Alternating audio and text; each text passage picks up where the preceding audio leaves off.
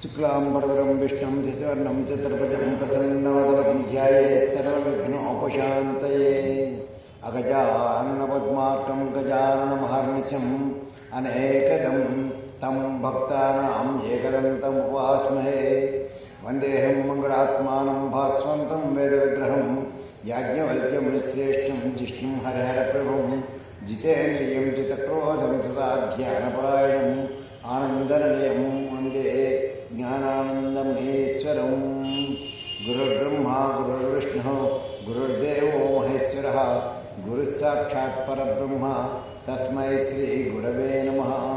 श्रीमातापितरौ नित्यं जन्मनो मम कारिणी कर्मादिपुरुषस्तेभ्यः प्रथमं स्यात् नमाम्यहम्। కూచి కృష్ణమూర్తి గురువరుణకు సత్యవతీ మాతకు నమస్కృత సుమాంజలివే కీర్తిమంతులైన పితృదేవతలకు సంఘసేవా తత్పరులకు వందనాలు వెనవేలు. ఓం సవిత్రీభిర్వాచాం శశిమణిశిరా భంగరచిభిః వసన్యాద్యాభిః త్వాం సహజనని సంచింతయతి యః స కర్తా కావ్యానాం భవతి महतां भंगे सुभगैः वचोभिः वाग्देवी वदनकमल आमोदमधुरैः. परमेश्वर स्वरूपమైనటువంటి సభకు నమస్కారం. यो अंतःप्रविश्य मम वाचमिमां प्रसुप्तां संजीवयति अखिलशक्तिधरस्वधाम्नाम् अन्योश्च हस्तचरणत्वगादीन् प्राणान् नमो भगवते पुरुषाय तुभ्यं. ఏ పరమేశ్వరుడైతే మన యొక్క ఉచ్ఛ్వాస నిశ్వాసల రూపంలో లోపలికి ప్రవేశించి మన యొక్క సకల ఇంద్రియాలని సకల అవయవాల్ని సవ్యంగా పనిచేయిస్తున్నాడు, అటువంటి పరాత్పరునికి నమస్కరించి ఈనాటి తిరుప్పావై ప్రవచనాన్ని ప్రారంభం చేస్తున్నాం. నీలాతుంగస్తనగిరితటీ సుప్తముద్బోధ్య కృష్ణం పారాధ్యం స్వం ధృతిశతశిరసిద్ధమధ్యాపయంతి స్వచ్ఛిష్టాయాం ప్రజనిగళితం యాబలాత్కృత్య భుంక్తే గోదాతస్యై నమైదమిదం భూయ ఏవాస్తు భూయః. ఈరోజు ధనుర్మాస వ్రతంలో 19వ రోజు కనుక ఆండాళ్ళ తల్లి ఈ 19వ పాసురంలో మనకిచ్చినటువంటి జ్ఞానాన్ని ఉపయోగించుకుని మన యొక్క జీవితాన్ని చక్కదిద్దుకోవడానికి ప్రయత్నం చేద్దాం. కుత్తు విளக்கெரிய கோட்டுக்கால் கட்டில் மேல் மெத்தன்ற பஞ்சசயனத்தின் மேலேறி கொத்தலர் பூங்குழல் நப்பின்னை கொங்கை மேல் வெத்துக்கி டந்த மலரல் மார்பாவாய் திரவாய் மைத்தழன் அங்கினன்னாய் நீயுன் முழாளனை எத்தனை போதும் துயிலெழ ஒட்டாய்காள் எத்தனை ஏலும் பெருவாத்தகில்லாயால் தித்துவ மன்று தகவேலோ ரெம்பாவாய்.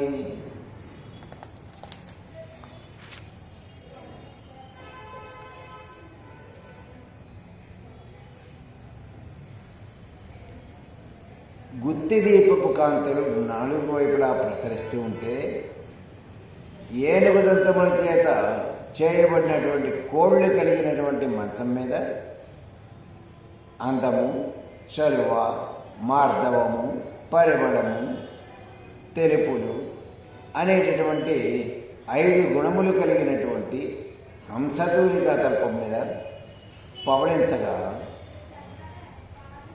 అలా పవళించి ఉన్నటువంటి గుత్తులు గుత్తులుగా వికసించిన పువ్వులను అలంకరించబడినటువంటి శిరోజములు కలిగినటువంటి నీలాదేవి యొక్క స్తనములను తన యొక్క విశాల వక్షస్థలంపై వేసుకుని పవళించి ఉన్నటువంటి ఓ స్వామి, నోరు తెరిచి ఒక్క మాటైనా మాట్లాడకూడదా? లేక కాటుకచే అలంకరింపబడినటువంటి విశాలమైనటువంటి నేత్రములు గల ఓ నీలాదేవి, జగత్స్వామి అయినటువంటి శ్రీకృష్ణుని స్వల్పకాలమైనను పడక విడిచి బయటకు వచ్చేటకు అనుమతింపకున్నావు. క్షణమైనను శ్రీకృష్ణుని విశ్లేషణమును సహింపజాలవే. ఇది నీ స్వరూపమునకు, నీ స్వభావానికి తగదు. నీవలే మేము కూడా అతనికి అనన్యార్థశేషభూతులమే కదా. కావున కరుణించి కొంచెము అవకాశం ఏమో తల్లి. అట్టి అవకాశము నీవు ఇస్తే మేము చేసే ఈ అద్వితీయమైనటువంటి ధనుర్మాస వ్రతము భగవత్ కైంకర్య రూప మంగళవ్రతంగా సాంగోపాంగంగా సమాప్తి చెందుతుంది. ఇందు ఏమాత్రము సందేహం లేదు అని ఆండాళమ్మ గారు నీలా శ్రీకృష్ణులను వేడుకుంటున్నారు. స్వామిని కీర్తించడానికి వచ్చామని తన సుకుమారమైనటువంటి చేతులకు ఉన్నటువంటి గాజుల మొదల ధ్వనితో తలుపులు తెరవమని నీలాదేవిని ఆండాళ తల్లి ప్రార్థించింది నిన్నటి పాసురంలో.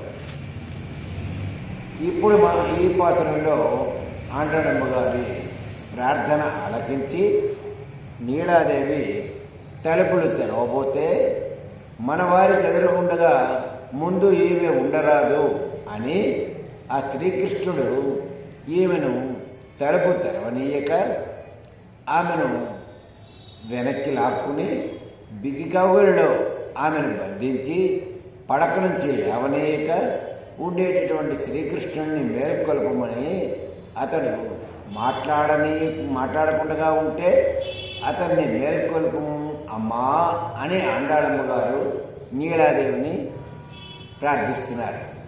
పదే పదే వేడుకుంటున్నారు. మనిషికి ఎన్ని శాస్త్రాలు బోధించినా శృంగారం అనేటటువంటిది ఎప్పుడూ ఆధిక్యతే చూపుతుంది. మనిషి మీద శృంగారం అనేది శరీరాన్ని క్షీణింపజేసేది. కానీ దాన్ని మనిషి ఎంతగా ఇష్టపడతాడంటే అంతగా ఇష్టపడుతూ ఉంటాడు. దైవం మీదకి దృష్టి పెడితే మన ఆత్మకి చాలా మంచిది. అయితే శృంగారంతో భక్తిని కలిపి కొన్ని స్తోత్రాలు మనకు కనిపిస్తాయి. వాటిలలో భగవంతునికి అమ్మవారికి మధ్య ఒక దివ్య లీలారసం మనకు కనిపిస్తూ ఉంటుంది. ఇదంతా మనకు ఏమిటి ఇలా ఉంది అని అనిపిస్తూ ఉంటుంది. మనకు నచ్చదు కూడా. భగవంతుడి గురించి ఇలా ఎందుకు రాసి ఉంది అని అనిపిస్తుంది. కమలాపు చకస్తూరికం కర్దమాంకిత వక్షసే యాదవాద్రి నివాసాయ సంపత్పుత్రాది మంగళం అని మంగళం పడుతుంటే ఆయన్ని ఏమని వర్ణిస్తున్నారు ఇందులో? అమ్మ తన యొక్క వక్షస్థలానికి కుంకుమ బాగా అలరుకుందిట.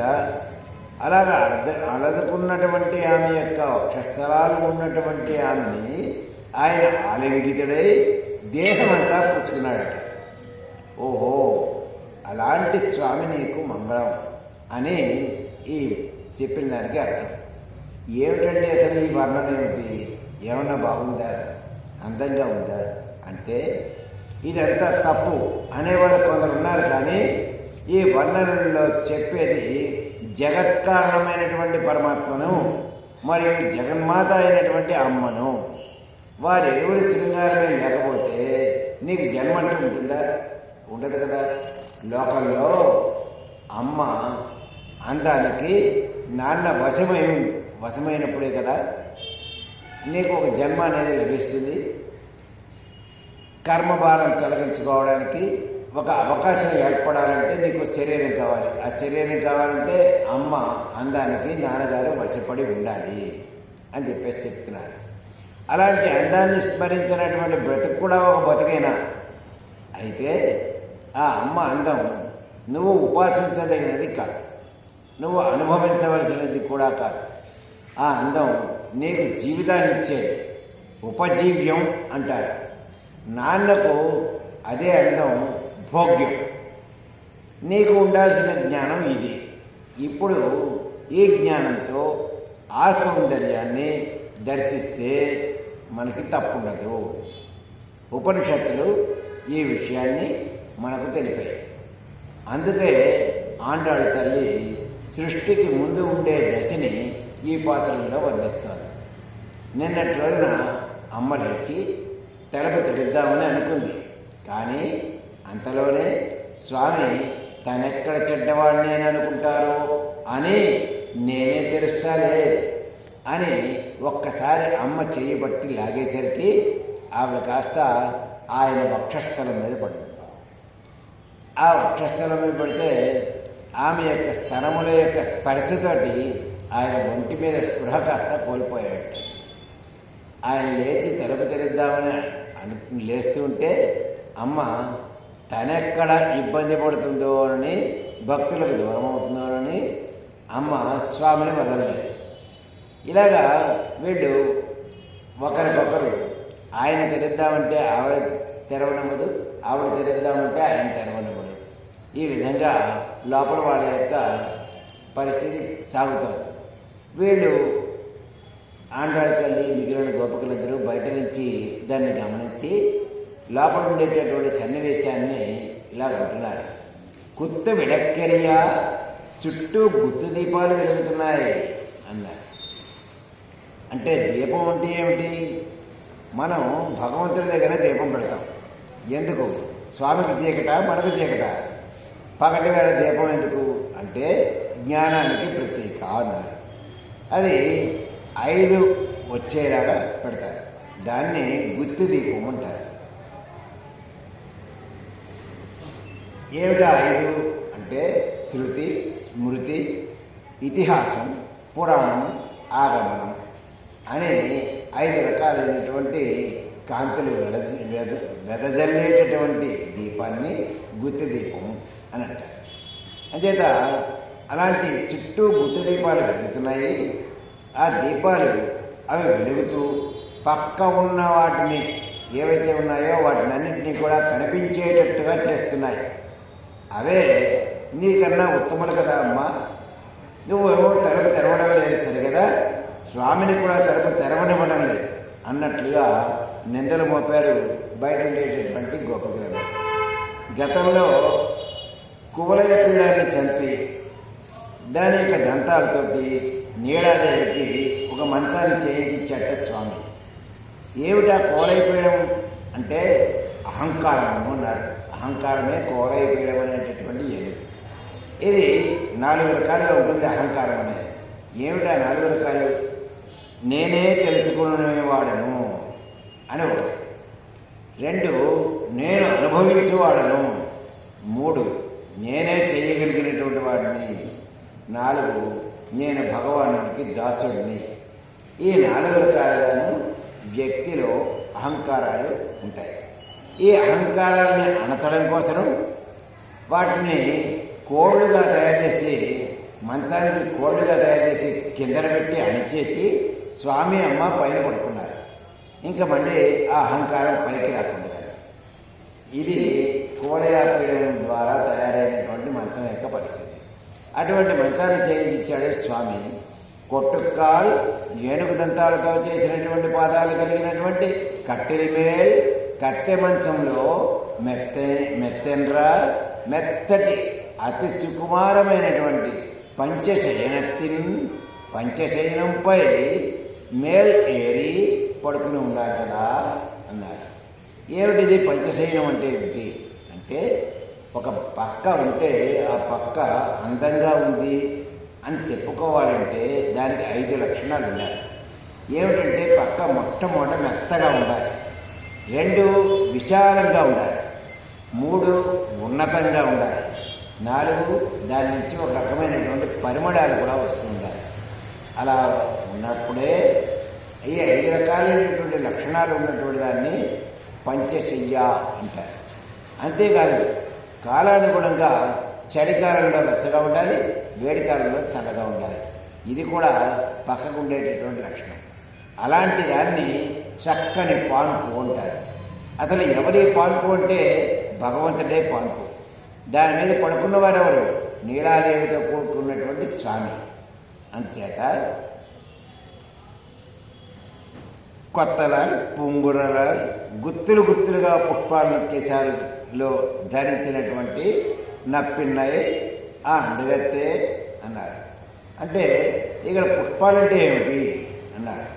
పుష్పాలంటే జీవకోటి యొక్క జ్ఞాన స్వరూపము ఆత్మలుగా ఉంటే ఆ ఆత్మలే ఇక్కడ పుష్పాలు.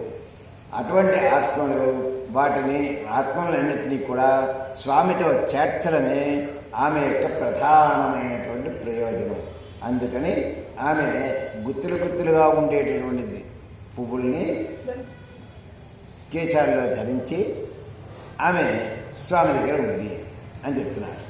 అయితే నప్పిన్నాయి ఆ అందగత్తె కొంగై మేల్ వక్షస్థలం వైత్తు కిడంద స్పర్శించే మైకల్లో పడిపోయి ఉన్నటువంటి మలర్ మార్బా వక్షస్థలం వికసించి ఉన్నటువంటి స్వామి వాయి తిరువాయ్ నోరైనా తెరవచ్చు కదా అని అడుగుతున్నారు. అంతలోనే సరే తెరుద్దామని స్వామి లేస్తుంటే ఇప్పుడు అమ్మంటుంది వద్దు నేనే తెరుస్తాను అని ఆయనను ఆమె కంటి చూపుతోనే వద్దని అనడంతో బయట నుండి వీళ్ళు ఆయన బయటకు వస్తానంటే రానివ్వడం లేదు అని అమ్మని పాడడం మొదలుపెట్టారు. మెదడం కడినాయ్ కాటుకతో విశాలమైనటువంటి కన్నులు కలిగినటువంటి నువ్వు అంటున్నారు. ఏమిటి కాటుక అన్నారు. అంటే అది భక్తికి చిహ్నము అన్నారు. భక్తి సిద్ధాంజనము అన్నారు. అంటే కాటుకని లోపల ఉన్నటువంటి వస్తువును కనిపింపజేసేటటువంటి సిద్ధాంజనము భక్తి. అయితే ఏది లోపల ఉంది? గుహలో ఉన్నటువంటి నిహితమైనటువంటి ఏ పరతత్వం అయితే ఉందో ఆ పరతత్వాన్ని సర్వత్రా కనిపించేటటువంటి పరతత్వం ఏదైతే ఉందో ఈ బాహ్యమైనటువంటి వస్తువును చూడగానే భౌతికమైనటువంటి పదార్థం అంటకుండా దాని లోపల నిక్షేపింపబడినటువంటి భగవతత్వం అనేటటువంటి దాన్ని మనకు దర్శింపజేసేది ఏదైతే ఉందో ఆ భక్తి అనేటటువంటి అంజనము పెట్టుకున్నటువంటి దాన్ని నువ్వు అటువంటి కాటక పెట్టుకున్నావు అని చెప్తున్నారు. అయితే ఆమె యొక్క తత్వాన్ని కూడా చెప్తున్నారు. నీ తత్వం ఏమిటమ్మా? నువ్వు భగవాన్ని చేరినది మా కొరకు. కృప ఎవరి కొరకు? స్వామి కొరక?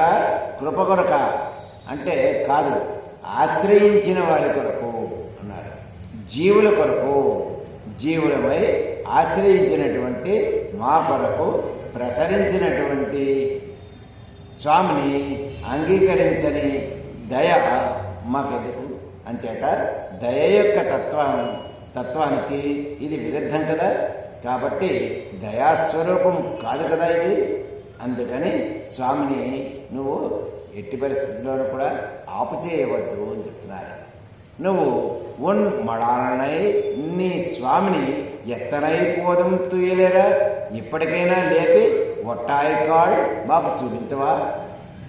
ఎత్తనై ఏలం పిరివత్త గిల్లాయాల్ ఒక క్షణం కూడా నీ స్వామిని విడిచి ఉండవా?